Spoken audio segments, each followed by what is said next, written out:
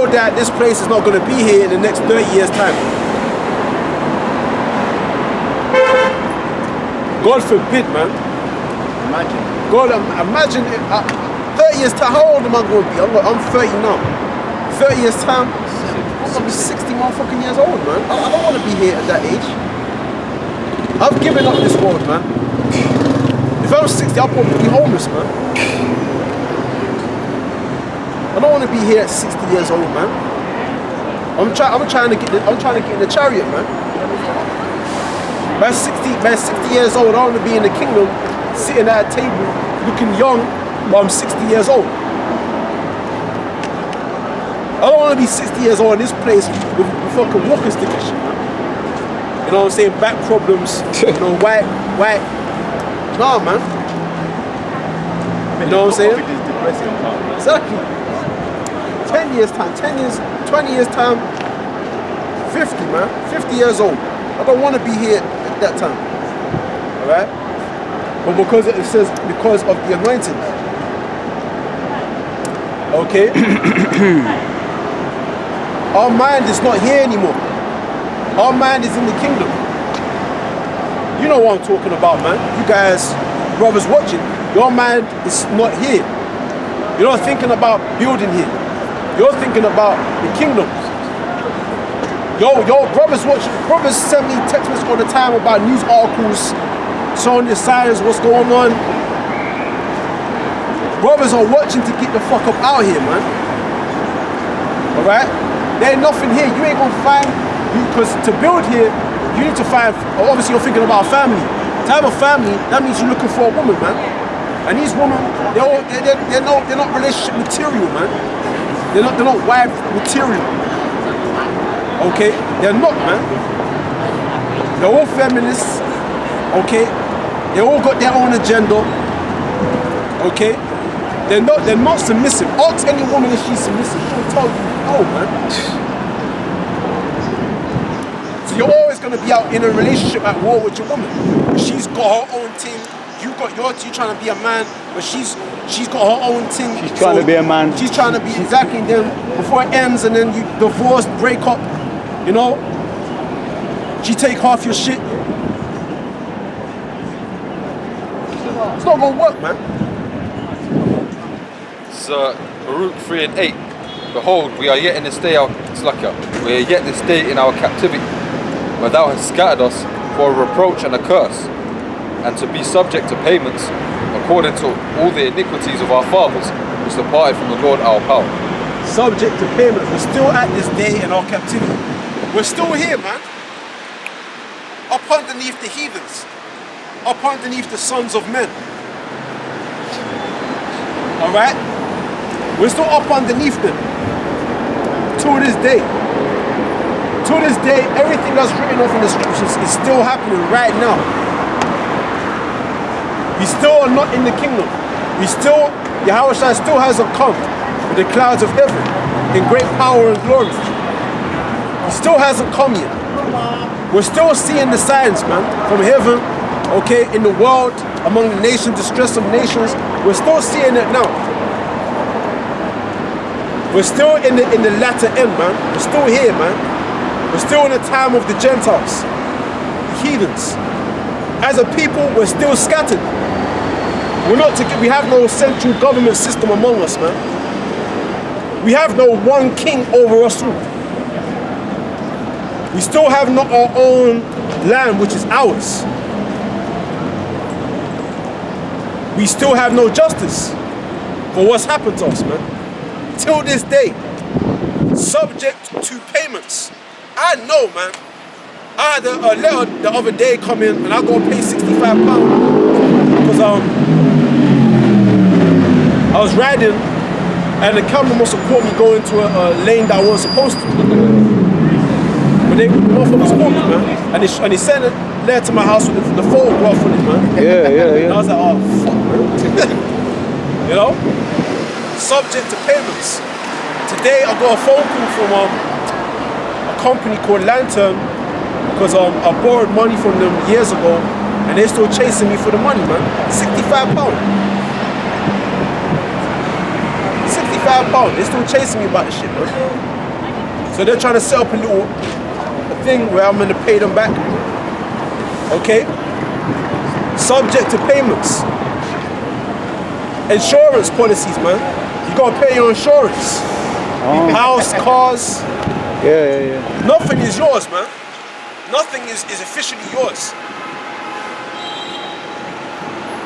You don't pay your rent, you don't pay your bills, your insurance. The taxes, you see how quickly I'll take that shit from you, man. It's not yours. Nothing you have here, not your woman, you can't punish your woman. If your woman is your woman, you can punish that bitch, man. You can punish the whole, man. She fuck around, you can punish the bitch, man, because she's yours. You punish that bitch, see how quickly that bitch will run to the fence, man. Put you in handcuffs for laying hands on you. The children aren't yours. Punish your children, man. You can't punish your children. Social services will take them away from you, you get arrested. Right now we're in captivity where another people's nation rules, their rules are governing us, man. They have power over our bodies. Preset up. You go on. It's 2 Peter 3, and I'll start from 12, and it says, looking for and hasting unto the coming day of the Most High, wherein the heavens being on fire shall be dissolved, and the elements shall melt with fervent heat. Right. Nevertheless, we, according to his promise, look for new heavens and a new earth, wherein dwelleth righteousness. Right. Read that again. It says, I'll start from 11, it says, 2 Peter 3 and 11, and it says, seeing then that all these things shall be dissolved, what manner of person are you to be in all holy conversation and godliness, looking for and hasting unto the coming day of the Lord, of the Most High, wherein the heavens being on fire shall be dissolved,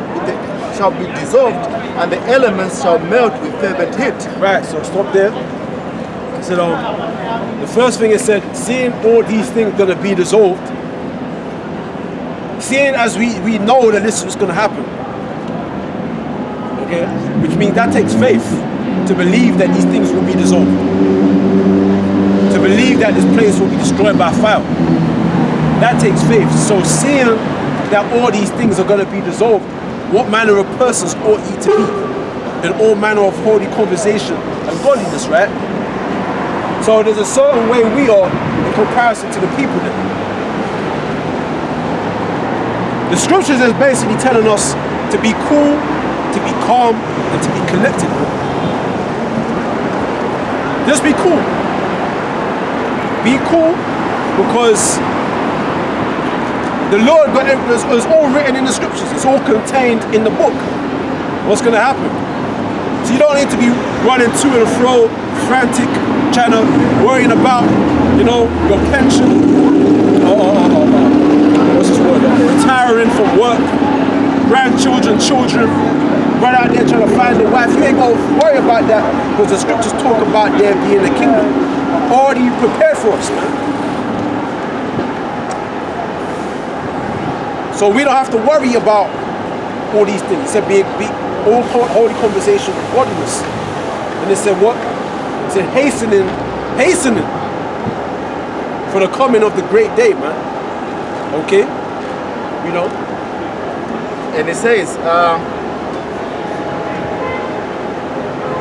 looking for, verse 12, looking for and hastening unto the coming of the day of the Lord, of the Most High, wherein the heavens being on fire shall be dissolved, and the elements shall melt with fervent heat. That's how you know the Lord hates this place, man. The Lord hates this. He said he's going to burn this place with fire, man. This means this place is shit. You only burn something that's shit. You don't burn it, like just burn it.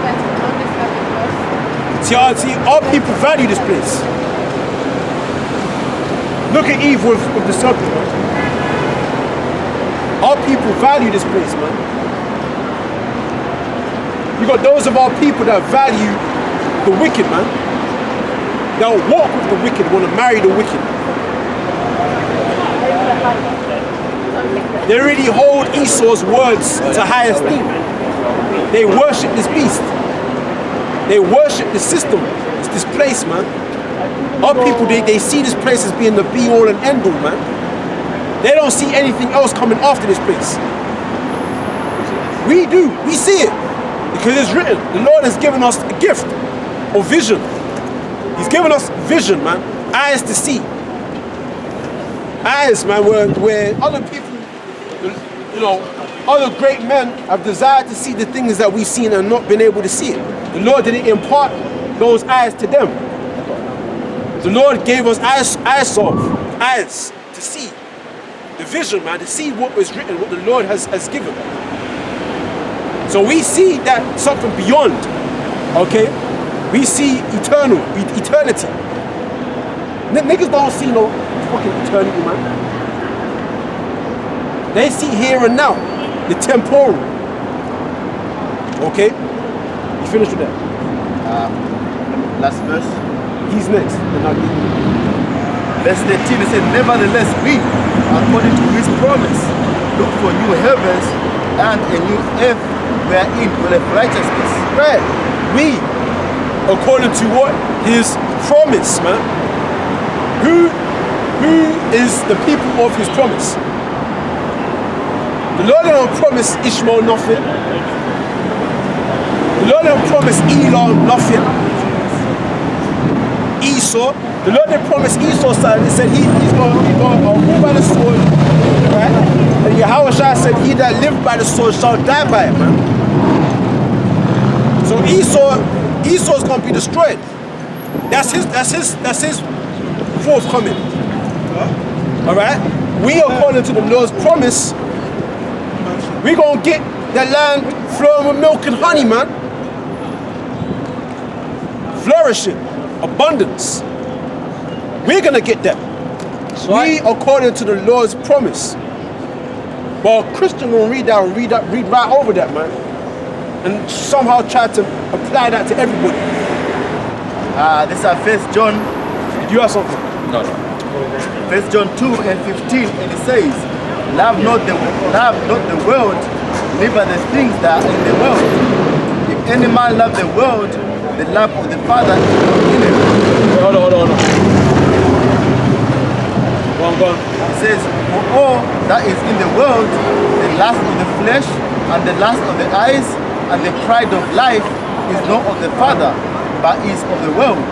And the world passeth away, and the lust thereof, but he that doeth the will of the Most High abideth forever. Right, so everybody that fits that description, that has the lust of the eyes, the pride of this life, they're at enmity with the Lord, man. These people, they don't realize that they're enemies of Yahweh, man. All these people,